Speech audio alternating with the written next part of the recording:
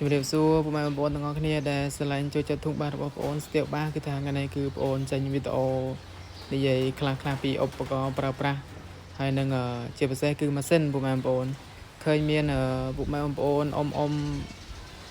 បងគាត់ comment ច្រើនហ្នឹងហើយគាត់ឃើញការដែលបងប្អូនទិញម៉ាស៊ីនចូលកាលមុនហ្នឹងគឺអត់ទាន់បានចាប់ចូលជើងម៉ាស៊ីនអញ្ចឹងទៅគឺវាផ្ទុះវីដេអូពុកម៉ែបងប្អូនគាត់បានឃើញវីដេអូនឹងច្រើនហើយក៏សាកសួរថាម៉ាស៊ីននឹងលក់វិញអត់គឺថាបងអូនអត់បានលក់ទេបងប្អូនដោយសារម៉ាស៊ីននឹងគឺទិញមកប្រើប្រាស់ខ្លួនឯងដែរហើយនិយាយរួមគឺម៉ាស៊ីននឹងអ្នកដែលគាត់ចេះមើលគឺដឹងថាស្អាតហើយហ្នឹងបងប្អូនហើយទោះថាវាមកទឹកមែនប៉ុន្តែគឺគុណភាពវាពួកបងប្អូនមើលជាក់ស្ដែងគឺដឹងហើយថាម៉ាស៊ីននឹងគឺម៉ាស៊ីនស្អាតហើយហ្នឹងហើយដេកពូម៉ែបងប្អូនបានសួរអញ្ចឹងគឺថាបងប្អូនអត់បានលក់ទេគឺម៉ាស៊ីននេះទិញមកប្រើខ្លួនឯងដែរហើយឥឡូវមើលសម្រស់មកជុំសិនបងប្អូនគឺថាមិនចេះតែនិយាយទេបងប្អូនគឺស្អាតនិយាយរួមគឺម៉ាស៊ីននេះមើលតែកង់យកវាក៏ដឹងដែរ25សេសខ្លះគឺកង់យកអត់មានប្រភេទអង្កាញ់អាហ្នឹងដោយសារតែកង់យកម៉ាស៊ីនហ្នឹងគឺប្រើ D ហ្នឹងហើយគឺវាស៊េរីណាទេគឺបងអូនមិនច្បាស់ទេប៉ុន្តែដឹងថាវាទំនើបជាង25សេសអត់ D ហ្នឹងហើយបងប្អូនអត់កន្លែង D ហ្នឹងហើយតែភាគច្រើនមិនមែនណាគេ D ទេប៉ុន្តែយើងវាមានអញ្ចឹងគឺវាទំនើបមួយយ៉ាងដែរហើយនេះគឺសម្រាប់ម៉ាស៊ីនបងអូនគឺបែបហ្នឹងឯងហើយចាប់ជាមួយនឹងDynamo 10គីឡូបងប្អូនពេលចាប់ចូលជើងម៉ាស៊ីនអញ្ចឹងទៅគឺថាវាឡើងសម្រស់ស្អាតគួរសមដែរអញ្ចឹងបានពុកម៉ែបងប្អូនគាត់ឃើញគាត់ស្រឡាញ់គាត់ចង់បានហ្នឹងប៉ុន្តែបងប្អូនអត់បានលក់វិញទេបងប្អូនអើយដោយសារតែទុកប្រើប្រាស់ដែរហើយម៉ាស៊ីននេះគឺ25សេសមែនប៉ុន្តែសម្រស់គឺមិនចាញ់ថ្មីប៉ុន្មានទេបងប្អូនហើយតម្លៃវាក៏មិនថោកប៉ុន្មានដែរតម្លៃវាដែលការបងប្អូនទិញនឹងគឺក្រោមទីផ្សារប្រហែលជា2ស្លឹកជាងបងប្អូនបើតម្លៃថ្មី25សេសដូចជា6ស្លឹកទៅ6ស្លឹកជាងហើយអានេះគឺមកទឹកក៏ពិតមែនប៉ុន្តែគឺឆ្អឹងអីគឺវាស្អាតបងប្អូនហ្នឹងហើយបងប្អូនគឺថាម៉ាស៊ីនគឺប៉ុណ្ណឹងឯងហើយឥឡូវទៅមើលផ្នែកធុងបាសរបស់បងប្អូនទាំងអស់គ្នាថាឥឡូវអាប់ដេតបានអីខ្លះហ្នឹងហើយឥឡូវទៅមើលទាំងអស់គ្នាតោះនេះបងប្អូនគឺផ្នែកធុងបាសគឺ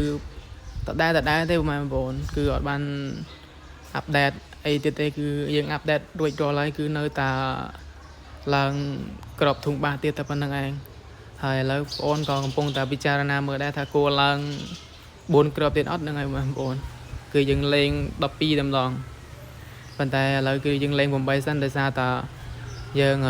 ទៅតែចាប់ដើមអញ្ចឹងគឺយើងសើបតម្លៃទីផ្សារបាសសិនហ្នឹងបងប្អូនព្រោះអីយើងមិនមែនចេះតែបុកទៅតាមគេទេយើងពិចារណាមើលដែរហើយ8គ្រាប់របស់បងប្អូននេះគឺគួរសមបងប្អូនគឺដេកពុកម៉ែបងប្អូនបានឃើញពីមុនជាក់ស្ដែងហើយគឺថា8គ្រាប់មែនប៉ុន្តែគឺយើងវារបៀបថាបើសិនជាយើងប្រៀបធៀបទៅនឹង iPhone គឺវាមាន iPhone 16 Pro Max ហើយនឹង16 Pro ហើយប្រភេទធុងបាសរបស់បងប្អូននេះគឺដូចជា16 Pro ចឹងឯងគឺថា6 Pro Max ហ្នឹងគឺដូចជា12គ្រាប់អញ្ចឹងទៅហើយនេះគឺ8គ្រាប់គឺវាស្អាតមែនទែនបងប្អូនបងអ៊ំដែលគាត់ចេះមើលបាសគឺថា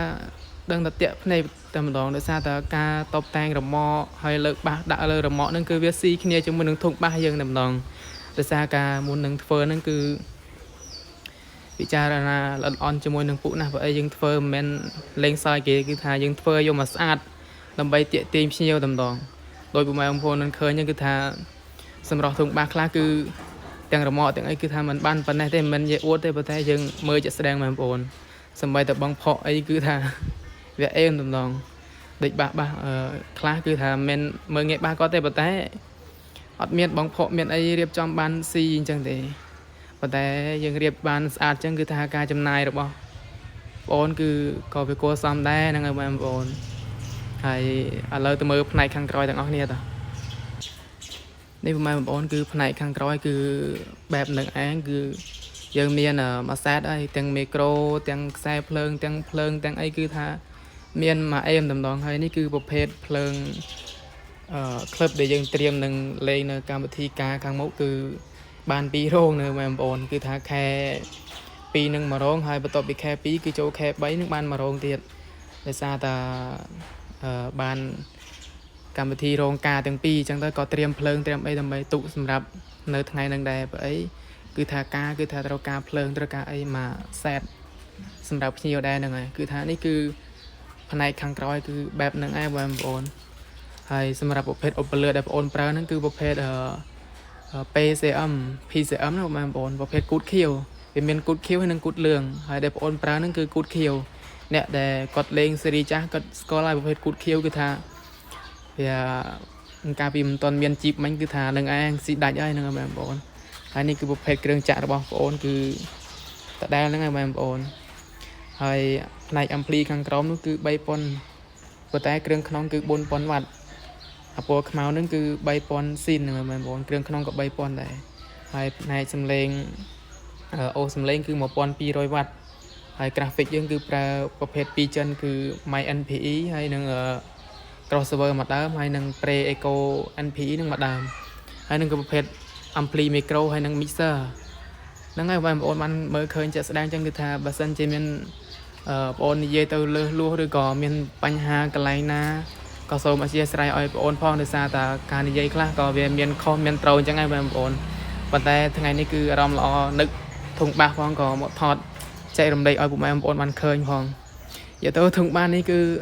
ស្រឡាញ់ចូលចិត្តអ៊ំដែលគាត់តាមដាន page របស់បងប្អូនមែនទែនគឺថាគាត់ថាធុងបាសស្អាតបងប្អូនរៀបចំបានស្អាតអញ្ចឹងទៅគាត់ចូលចិត្តមើលហើយឃើញបងប្អូនថតតដែលអញ្ចឹងគាត់អត់ធុញទេបងប្អូនដោយសារធុងបាសយើងរៀបចំមកគឺវាស្អាតវាទាក់ទាញតែម្ដងវាប្លែកថ្មីហ្នឹងបងប្អូនធុងបាសខ្លះមើលទៅឃើញតដែលសាំទេប៉ុន្តែនិយាយពីថា8គ្រាប់នេះវិញមិនបាច់និយាយមើលទៅគឺវាបាញ់ចិត្តនឹងថ្មីនឹងតែម្ដងពេលមើលវាស្អាតបងប្អូនសម្បីតែបងប្អូនជាម្ចាស់ខ្លួនឯងមើលទៅក៏ដឹងថាវាស្អាតដែរនិយាយរួមទៅគឺអ្នកដែលគាត់ចេះមើលបាសគាត់ដឹងហើយថាវាបែបម៉េចហ្នឹងហើយទាំងរមាក់ម៉ាស៊ីនហើយរមាក់ធុងបាសគឺយើងរៀបចំមកគឺបែប professional តែម្ដងហ្នឹងហើយបងប្អូនហើយនេះគឺប្រភេទmicro របស់យើងគឺ SR ហ្នឹងឯងគឺតឡើងក្នុងស្រុកទេបងប្អូនហើយ